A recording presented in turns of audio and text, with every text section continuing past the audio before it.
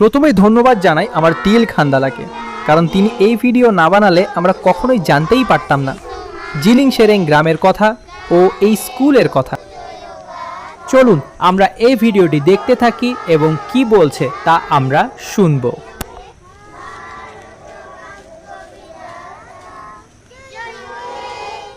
নিজের প্রচেষ্টায় মাটি স্কুল বানিয়ে কোলে একটি ছোট্ট বাচ্চা নিয়ে 100 জন গরিব ছাত্রছাত্রীদের শিক্ষা ও ভবিষ্যতের পথ দেখাচ্ছেন অযোধ্যা পাহাড়ের জিলিং সেরেং গ্রামের মালতী মুর্মু।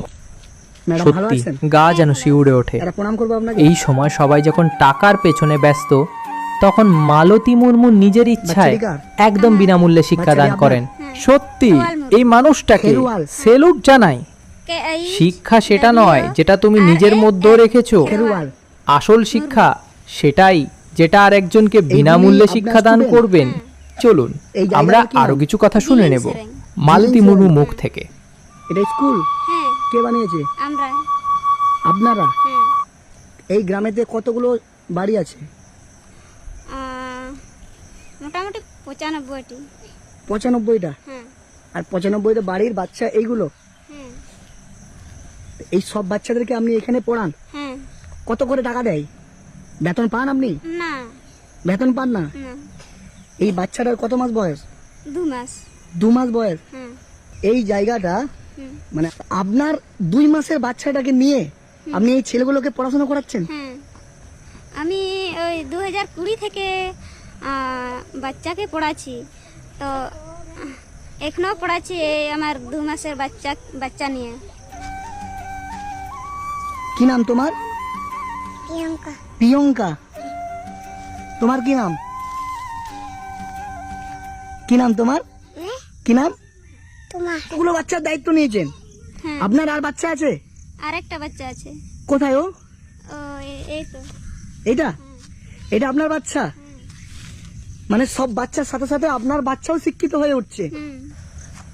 তো এই যে এতগুলো বাচ্চার দায়িত্ব নিয়েছেন, কেন, কি দরকার ছিল ছোট্ট একটা বাচ্চাকে কোলে নিয়ে এই যে সকালবেলা ভোরবেলা উঠে আমি এতগুলো বাচ্চাকে এই পড়াশোনার দায়িত্ব নিয়েছেন? সেটা কেন, কি দরকার ছিল সমাজে এত কিছু করার?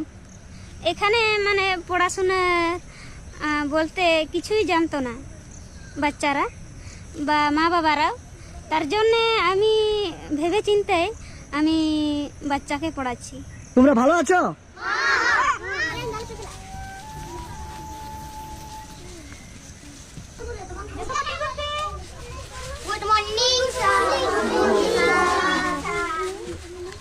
Good morning. আচ্ছা বসো, তোমরা সবাই বসো। ম্যাডাম, এই সময় এসে আপনাকে আমি বিরক্ত করছি না তো? না, বিরক্ত না।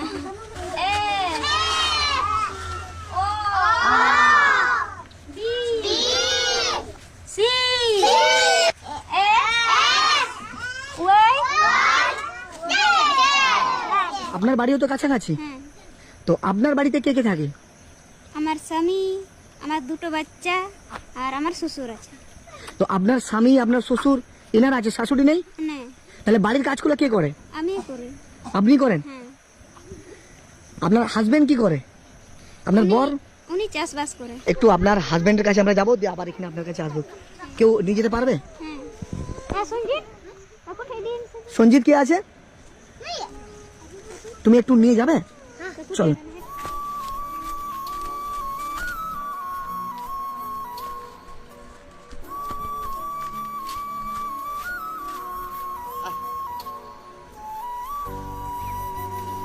ওই যে ম্যাডাম ওখানে পড়াচ্ছে, হ্যাঁ, আপনি কি আপনার ওয়াইফ? হ্যাঁ হ্যাঁ, আমার ভাই। আর এটা কাদের জমিতে হাল দিচ্ছ? এটা আমাদের এই জমিতে। আমাদের তো চাষবাস না করলে নির্ভর করা যায় না।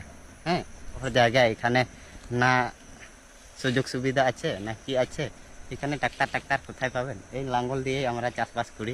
ওয়াইফ এখন কোথায় আছে? বউ? ও স্কুলে আছে এখন, আর আমি এই বাড়িতে কাজ করে এই লাঙ্গল চালাচ্ছি। তো ওইখান থেকে ক টাকা পাই? বেতন পাই তো?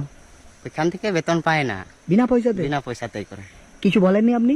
আমি বলেছিলাম ওই 2020-তে যখন স্টার্ট করলো, তো সে সময় আমি বলেছিলাম পড়াশোনা ছেলেদেরকে পড়াশোনা করে লাভ কী হবে। তখন উনি আর মানলো না, আর আমিও কলেজ পর্যন্ত পড়েছি, তার জন্য পড়াশোনার দিক কিছু বুঝি। আর ওই যে ড্রেসগুলো একই কালারের যে ড্রেসগুলো পরে আছে, দেখি বাবা একটু, এই ড্রেসগুলো কারা দিয়েছে, কোথায় পেলেন ভিডিওটি আপনি? শেষ পর্যন্ত দেখার জন্য এগুলো ধন্যবাদ। কলকাতা আর এই চ্যানেলে নতুন হয়ে থাকলে চ্যানেলটিকে মানে এখানে প্লিজ কি সাবস্ক্রাইব ঘুরতে করতে এসেছিল? ভুলবেন না। ঘুরে দেখার পরে দিয়েছে। হ্যাঁ আপনাদের সরাসরি যোগাযোগ করতে পারলে ফোন নাম্বার আছে, হ্যাঁ বলতে পারবেন? হ্যাঁ। বলেন। 93 82 93 82 39 39 67 67 হ্যাঁ 22। 22